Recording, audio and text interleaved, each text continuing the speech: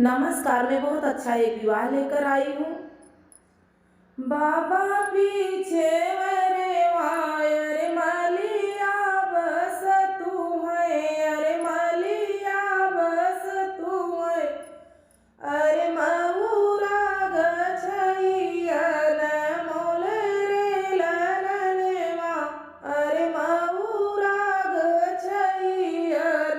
मोले रे ललनवा, मऊरा पहिरी दुल्हे गए ससुररिया, अरे सासु पूछिए बात रे ललनवा,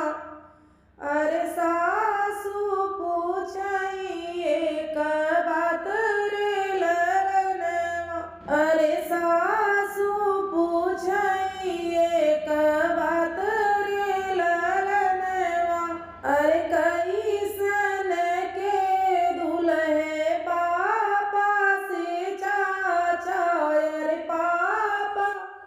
से चाचा, अरे कैसन ये छोट भाई रे ललनवा, अरे कैसन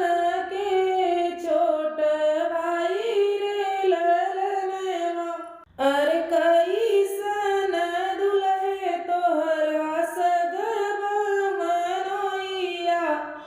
अरे जेकरे से सोहेला बारात रे ललनवा, अरे कैसन दुल्हे तोहरा सगवा मनोइया,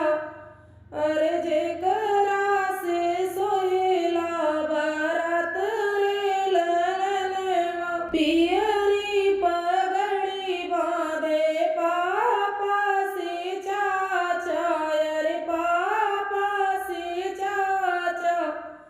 अरे छैला उमर छोट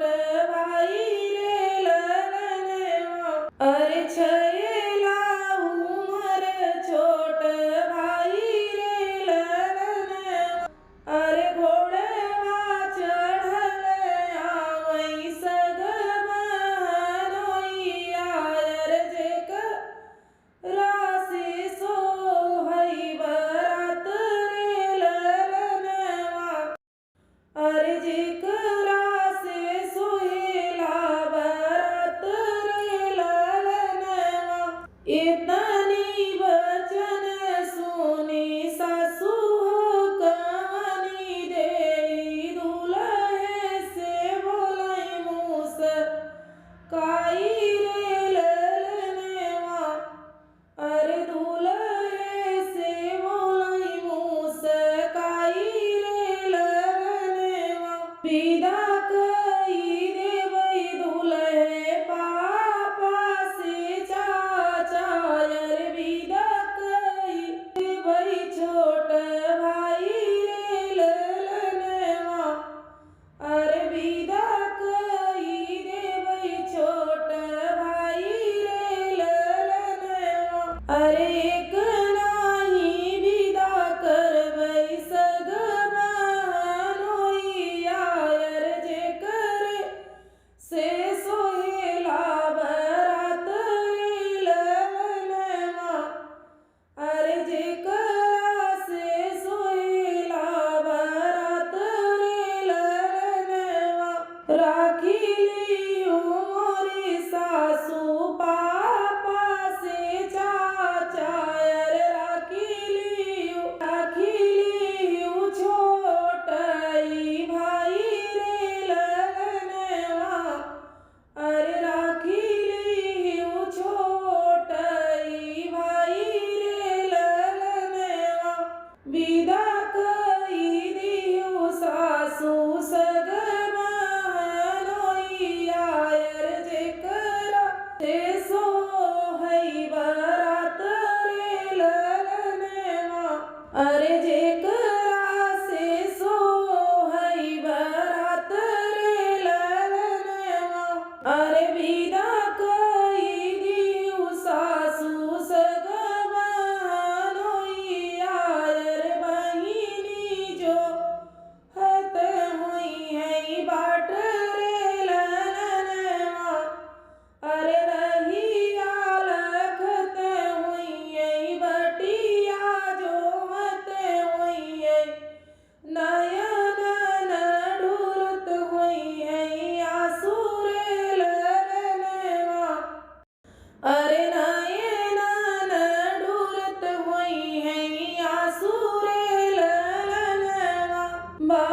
बीच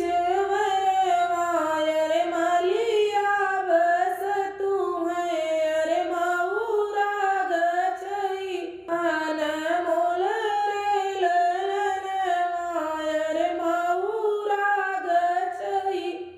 अनमोल रे ललनवा। अच्छा लगा हो तो लाइक करें, सब्सक्राइब करें, कमेंट बॉक्स में हमें ज़रूर लिखें हमारा वीडियो आपको कैसा लगा। तब मिलते हैं अगले वीडियो में, तब तक के लिए धन्यवाद।